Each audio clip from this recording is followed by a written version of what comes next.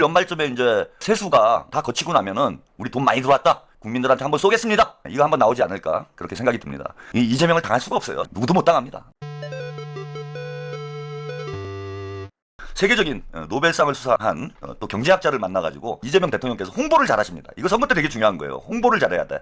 세계적인 경제학자를 만나가지고 대한민국 경제가 지금 얼마나 안정감 있게 가파르게 성장을 하고 있는지 또 오늘 또 홍보를 했습니다. 이재명 대통령이 지난해 노벨 경제학상 수상자인 피터 하빗 교수를 만나 혁신 성장 방안을 논의했습니다. 하빗 교수는 한국이 건전한 재정 기조를 유지하며 경제 성장 성과도 내는 점을 인상적이라 평가했는데 이 대통령은 1분기 성장률이 전 세계에서 가장 높았다고 화답했습니다. 지난해 노벨 경제학상을 받은 피터 하빗 미국 브라운대 명예교수와 이재명 대통령이 만났습니다. 기술주도 성장, 공정한 성장으로 대표되는 정부 정책 방향이 하빗 교수의 연구와 맞닿아 있다며 혁신 성장에 관한 조언을 구했습니다. 교수님이 하준경 수석을 통해서 간접 지도를 해주신 덕에 대한민국이 올해 1분기 전 세계 성장률이 제일 높아졌습니다. I am happy to accept responsibility for that. 하빗 교수는 경제 성장은 민간 기업의 혁신을 장려하는 정부 정책 없이는 이루어지지 않는다고 강조했습니다. 그러면서 한국이 불확실한 글로벌 환경 속에서도 건전한 재정 기조를 유지하며 물가 성장 목표를 조정하고 있다는 점에도 주목했습니다. And at the same time, you're taking sensible measures to make sure that growth is inclusive. 앞서 이 대통령도 SNS에서 긴축 재정론에 대한 반박을 이어갔습니다. 무조건 긴축을 주장하는 분들이 봐야 한다며 한국의 부채는 지속 가능한 수준이고 현재 재정 확장은 적절한 조치라는 IMF 평가를 인용했습니다. 돌림돌이처럼 긴축을 강요하는 목소리가 사회 일각에 존재합니다. 민생 고통을 수수방관하라는 무책임한 목소리입니다. 청와대는 이 대통령과 하익 교수 면담에서의 논의가 하반기 경제성장 전략에 중요한 기여를 할 것으로 기대된다고 밝혔습니다. 이게 이제 대통령께서 참 홍보를 잘하신다 이런 말씀드렸는데 하윗 교수가 대한민국 재정 건전성에 대해서 높게 평가를 했고 또 대통령께서도 대한민국이 1분기에 이게 제대로 보도도 안 됐어요. 1분기 성장률이 세계 1위예요 우리가. 동안 마이너스 성장까지 갔잖아 거의 윤석열 때는. 근데 내란이 극복된 지 대통령이 취임하신 지 1년도 채 안 돼서 대한민국 성장률이 세계 1위까지 올라갔는데 이걸 제대로 보도하는 언론들이 없어. 세계 1위의 성장률을 지금 기록을 하고 있고 주가 성장률도 세계 1위죠. 세계에서 가장 가파른 속도로 증시가 폭발을 하고 있고 근데 오늘 아무튼 하윗 교수를 만나갖고 대한민국 경제가 얼마나 이제 건강하게 성장을 하고 있는지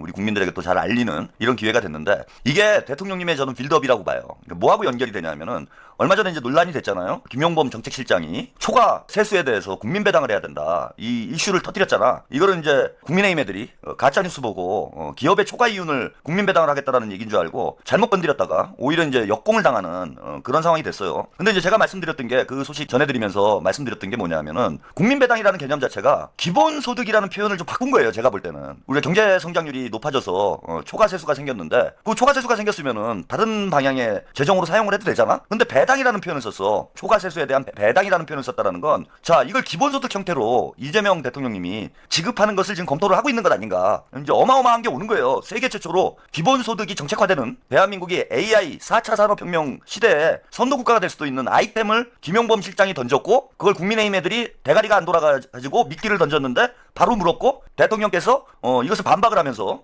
이제 판이 커지는 이런 상황이 됐습니다. 자 그러면서 오늘 하윗 교수를 만나서 대통령께서 강조하신 게 뭐냐면은 확장 재정이에요. 지금 긴축하면 안 된다. 돈을 풀어야 된다. 확장 재정으로 가야 된다라는 분들 강조를 하셨고 하윗 교수도 오늘 뭐라고 얘기를 했냐면은 대한민국 재정 건전성이 상당히 우수한 수준이다. 우리 재정적으로 문제 없다. 쉽게 얘기하면 세계 최고의 노벨 경제학상을 받은 세계 최고의 경제학자가 대한민국 재정 상태 건전하니까 돈 풀어도 된다. 이런 얘기를 한 거예요 오늘.